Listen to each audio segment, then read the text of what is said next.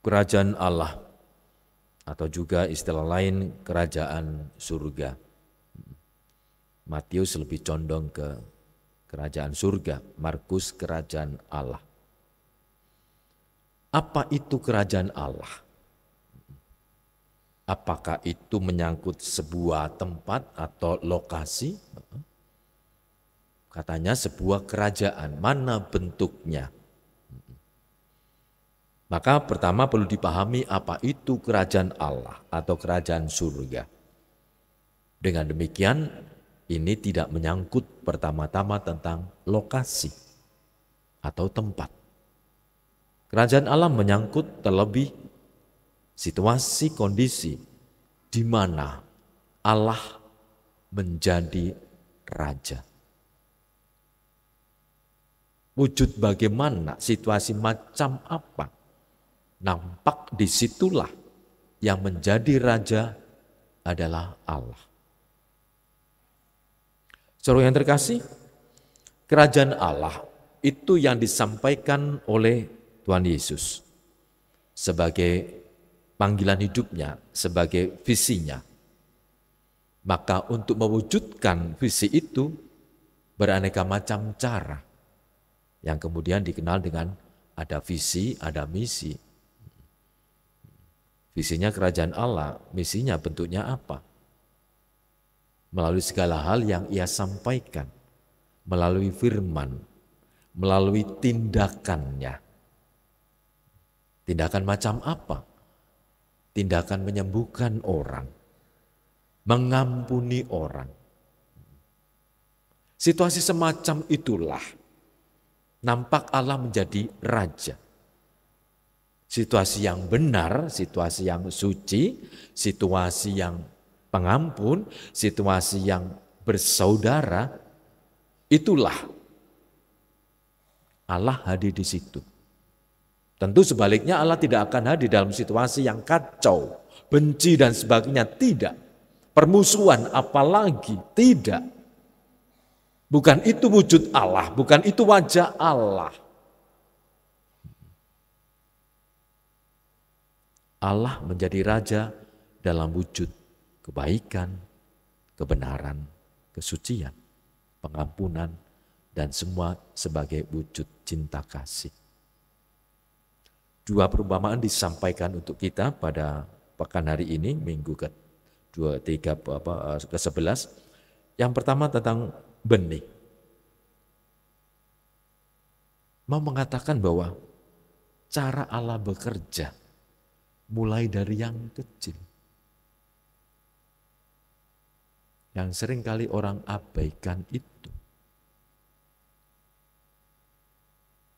Kecil, pelan-pelan, tersembunyi, silent, diam, hening. Tapi berkembang. Tidak stagnan, tidak. Ada proses. Tidak hanya semata-mata mencapai tujuan, tidak. Wujudnya kerajaan Allah, terwujudnya kerajaan Allah adalah melalui proses. Maka siapapun yang dipanggil untuk menjadi mitra kerja dia juga harus berani berproses. Kejahatan sekarang di mana-mana itu macam-macam. Seringkali kita merenungkan, ini dunia ini yang diciptakan Tuhan itu awalnya baik. Apakah kalau dunia sekarang begitu jahat dan sebagainya, apakah memang masih ada kebaikan itu? Apakah Tuhan juga ada? Menjadi permenungan dan menjadi tindakan kita untuk juga masuk bersama Allah. Yang dilakukan Allah, yang dikerjakan Allah adalah sesuatu yang baik dan benar. Dan kita diajak untuk masuk bagaimana cara kerja Allah. Tidak hanya menggerutu, tidak hanya protes, tetapi mau juga dibentuk. Dibentuk. Sebagai mitra dari Allah kita juga dibentuk oleh Dia. Memang untuk mewujudkan yang baik, yang benar tidak mudah. Memang itu terbukti dalam kurun waktu. Tetapi bukan berarti hal yang tidak mudah itu tidak bisa dilakukan, bisa. Dan banyak orang sudah melakukan itu. Dengan segala jeripaya, perjuangan dan sebagainya.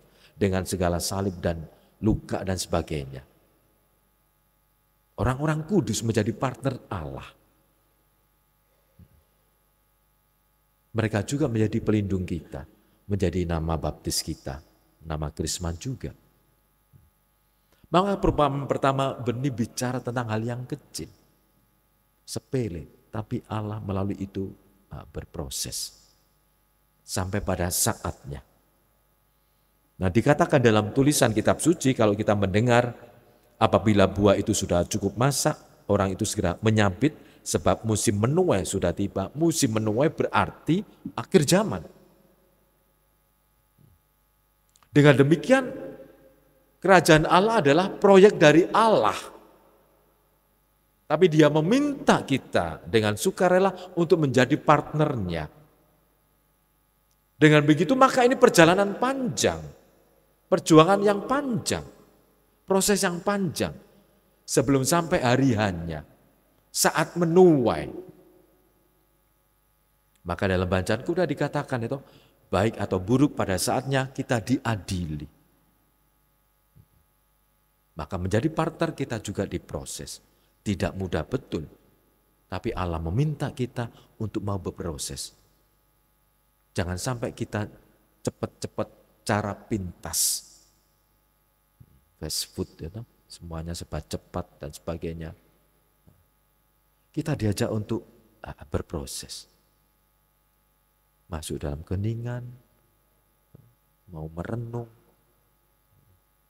dalam kesunyian, tapi mau bekerja dengan Allah, bersama Allah. Maka perumpamaan tentang benih mau mengisahkan itu. Cara kerja Allah untuk mewujudkan kerajaannya adalah pelan-pelan, tapi berkembang. Perumpamaan kedua tentang biji sesawi. Dikatakan biji yang paling kecil. Maka juga disampaikan bahwa meski kita tanda petik jumlahnya kecil, tapi kita bukan berarti tidak berarti, enggak. Tetap bagi Allah menjadi partner. Maka kita tidak usah ragu-ragu atas kekecilan diri kita, atas jati diri kita yang kecil, tidak. Tetapi Allah tetap memanggil kita. Dan tetap Allah memproses kita. Dari biji dan sebagainya, kemudian berkembang, bertumbuh, ada cabangnya, akhirnya bisa dinikmati oleh banyak orang. Maka kehadiran kita adalah mewujudkan bonum comune, kesejahteraan bersama. Dan itu menjadi panggilan gereja Katolik. Bahwa kita dipanggil juga untuk mewujudkan itu, kesejahteraan bersama. Dan ini juga lagi-lagi bukan hal yang mudah, tidak. Tapi bukan berarti tidak bisa dilakukan.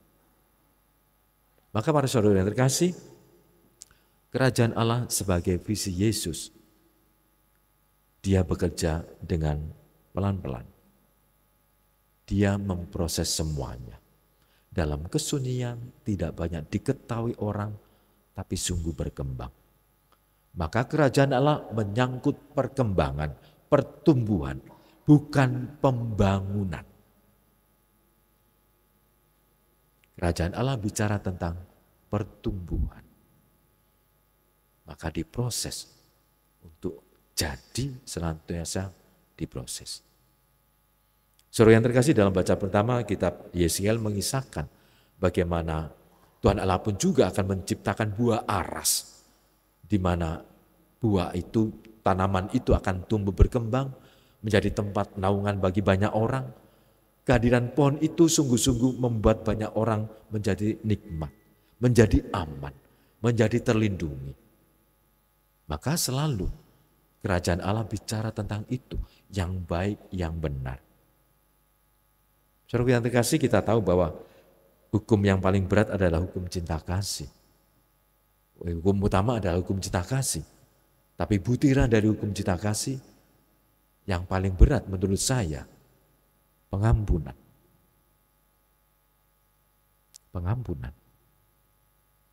Betapa banyak kebencian, kemarahan, kedendaman.